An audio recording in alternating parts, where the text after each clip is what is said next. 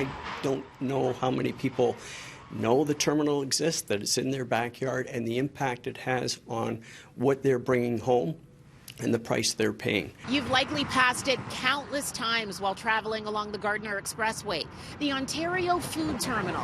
It's where millions of pounds of fresh fruit and vegetables briefly stop before landing on the shelves of independent grocery stores and restaurants right across the city.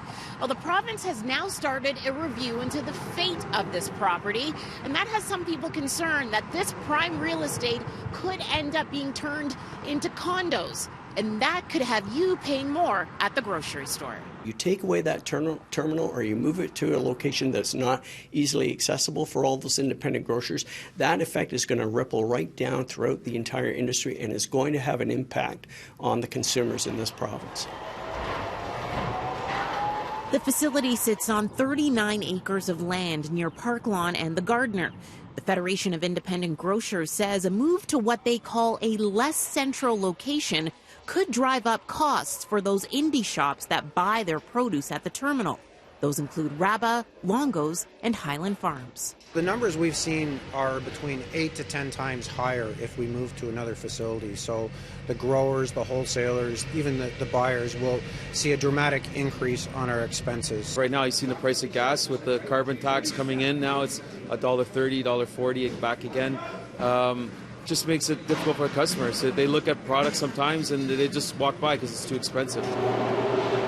The Ford government has enlisted consulting firm MNP to review the terminal, telling City News in a statement, "Today we need to look at options for the Ontario Food Terminal to continue to evolve, including opportunities to increase the use of technology, expansion, and ways to modernize the terminal for the future to create more opportunities for farmers." The use of analytics is actually quite key when you deal with perishable products, like what the terminal handles every single day. So this could actually be an opportunity for the terminal to rejuvenate itself and become even more efficient down the road. And while the Ministry of Agriculture tells City News it has no intention of shutting down the terminal completely, it did not answer our questions about whether the prime land could be sold off. I think this location is vital.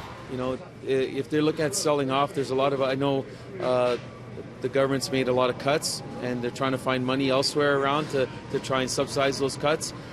This is the wrong place they're looking at. The province tells City News that they should be finished this review by this summer, and they're encouraging anyone who may have concerns to reach out to them. A contact can be found on citynews.ca.